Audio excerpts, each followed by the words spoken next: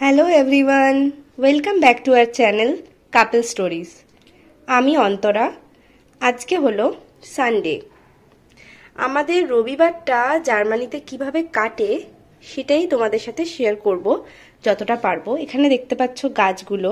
সকালে উঠেই আগে আমি গাছগুলোর পাতাতে স্প্রে করি, নর্মাল ওয়াটার স্প্রে। গাছের গোড়ায় যতটা জল প্রয়োজন সেটা দিই, কারণ আমাদের এখানে সারাক্ষণ হিটার চলে যেহেতু, আর হিটারের উপরেই মোটামুটি গাছগুলোকে রাখতে হয়। বাইরে রাখা যায় না, তার কারণ খুব ঠান্ডা, ঘরের ভিতরেও হিটার চলে, বেশ গরম। তো গাছগুলোকে নিয়ে কি করব আমি বুঝতে পারি না। তো সকালে বেশ খানিকটা টাইম আমার কেটে যায় এই গাছের পিছনে। আর রবিবার রাস্তাঘাটের অবস্থাটা তোমাদেরকে একটু দেখাই। বলে রাখি, জার্মানিতে সানডে সব কিছু বন্ধ থাকে, একদম শুনশান রাস্তাঘাট থাকে। এই যে হিঙ্কেল দোকানটা দেখছো, বেকারি শপ, এইটাও কিন্তু অন্য দিন এর বাইরে বিশাল লাইন পড়ে জিনিসপত্র কেনার জন্য।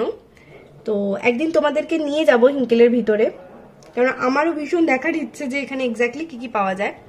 এখনো পর্যন্ত গিয়ে ওঠা হয়নি। হ্যাঁ, যেটা বলছিলাম, আমাদের এখানে জার্মানিতে সানডে সবকিছু বন্ধ থাকে, ইনক্লুডিং ওষুধের দোকান, সুপার মার্কেট, তোমার বাজারপত্র, সমস্ত কিছু দোকান বন্ধ থাকে।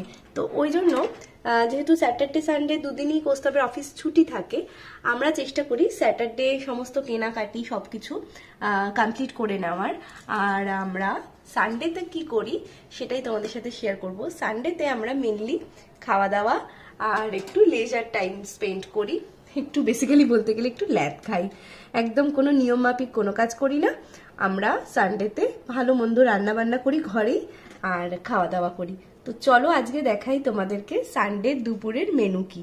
সানডে আমার রান্নাঘরের অবস্থা দেখো, একদম নিট অ্যান্ড ক্লিন নেই। সরি, কারণ প্রচুর কিছু রান্নাবান্নার আয়োজন চলছে। টেংরি কাবাবের প্রিপারেশন, এটা একদমই আমার নিজের মতন করে করা। এটার মধ্যে আমি দিয়েছি টক দই, একটু সামান্য হলুদ, তন্দুরি মশলা, তার সাথে কাশ্মীরি মির্চ, আর একটু ধনেপাতা কাঁচা লঙ্কা বাটা, নুন, অল্প লেবুর রস, সব দিয়ে এটাকে মাখিয়ে আমি রেখে দেবো। যেহেতু কাবাবটা আমরা সন্ধেবেলা খাবো, তাই আমি ম্যারিনেট করে সাইডে সরিয়ে রেখেছিলাম। আর তারই মধ্যে রান্নাঘরটা একটুখানি গুছিয়ে নিলাম।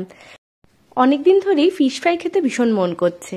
ইন্ডিয়াতে যেহেতু এখন বিয়ের সিজন, তাই বিয়ে বাড়িতে লোকে এত ফিশ ফ্রাই খাচ্ছে, আর ফুড ব্লগারদের ফিশ ফ্রাই খাওয়ার ভিডিও দেখে আর নিজের লোভ সামলাতে পারলাম না, তাই বাড়িতে বানিয়ে ফেললাম ফিশ ফ্রাই।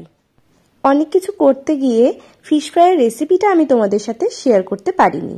যদি তোমাদের মনে হয় যে ফিশ ফ্রাই বাড়িতে কিরমভাবে আমি বানিয়েছিলাম সেটা তোমরা জানবে, তাহলে অবশ্যই আমাকে কমেন্ট করে জানিও। ফিশ ফ্রাই আমি আবারও বানাবো, আর রেসিপিটা তোমাদের সাথে তখন অবশ্যই শেয়ার করব। দুপুরবেলা যেটা খাবো সেটা হলো চিকেন বিরিয়ানি। এখানে চিকেন ধোয়া আছে, সমস্ত কিছুর প্রিপারেশন অলরেডি চলছে। আশা করি এই কদিনের ভিডিও দেখে তোমরা বুঝতে পেরে গেছো যে আমি আর কৌস্তব খেতে অসম্ভব ভালোবাসি। কলকাতায় থাকাকালীন বাইরে এটা ওটা কিনে খেতাম, কিন্তু এখানে আসার পর থেকে বাইরে খাওয়াটা আমাদের একদম বন্ধ হয়ে গেছে বললেই চলে।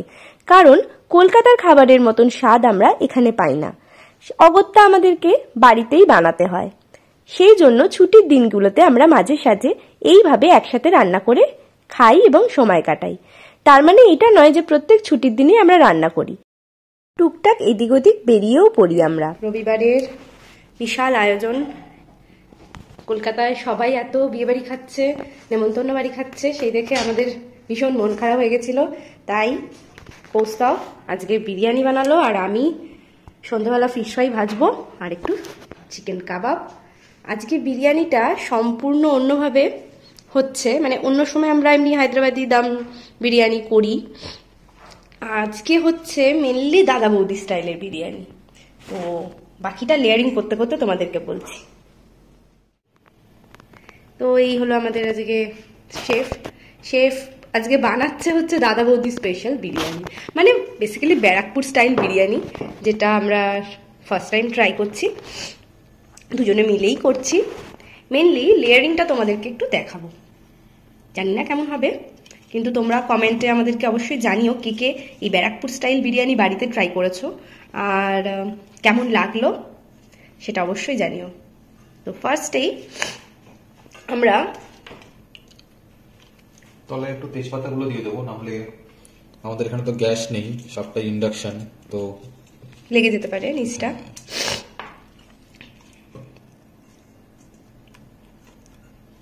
তেজপাতাটা দিয়ে তার উপরে আলুগুলো সাজিয়ে দিচ্ছে, তারপরে চিকেনটা প্রিপেয়ার আগেই করে রেখেছিল সেই চিকেনটাকে সাজিয়ে দিচ্ছে, আর ওই দিকে দেখো গ্রেভিটা আলাদা করে সরানো আছে।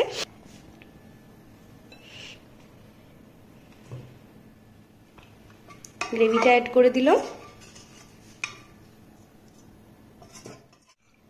এবার অ্যাড করা হচ্ছে ফ্যাটানো টক দই। এটা আমরা না একটা ইউটিউব চ্যানেল থেকে ভিডিওটা দেখেছি, যদি ভালো লাগে তাহলে অবশ্যই আমাদের ভিডিওটাতে লাইক করো, শেয়ার করো, আর আমাদের চ্যানেলটাকে সাবস্ক্রাইব অবশ্যই করে আমাদের পাশে থেকো। এই দইটা অ্যাড করার পর আস্তে আস্তে সমস্ত চালগুলোকে অ্যাড করে দেওয়া হবে, মানে ভাতগুলোকে। তারপরে এখানে দুধের সাথে কিছুটা খোয়া ক্ষীর গুলে রাখা আছে। এখানে আছে হচ্ছে জলের মধ্যে কেশর আর মিঠা আতর, কেওড়া জল আর গোলাপ জল সবকিছু মিক্সড করা আছে।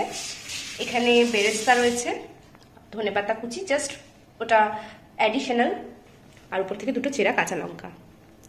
এরপর সবগুলোকে মানে এর উপরে রাইসের একটা লেয়ার যাবে, তার উপরে এই দুধটা অ্যাড হবে, বিরিয়ানি মশলা দেওয়া হবে, আর একদম লাস্টে এই কেশর গোলাপ জলটা উপর থেকে বেরেস্তা, ধনেপাতা, কাঁচা লঙ্কা চেরা দিয়ে সাজিয়ে একদম ফাইনাল লেয়ারিংটা কেমন দেখতে হলো সেটা তোমাদেরকে দেখাচ্ছি।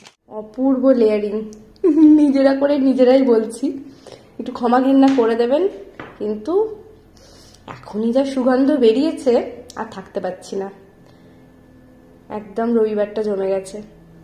সোজা দেখা হচ্ছে বিরিয়ানি থালা হাতে নিয়ে দুপুরের লাঞ্চে। বিরিয়ানিটা খেতে দারুণ হয়েছিল। তোমরা কারা কারা বিরিয়ানি লাভার কমেন্টে জানিও।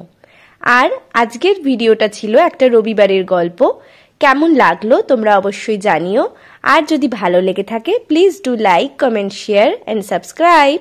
ভালো থেকো, সাথে থেকো।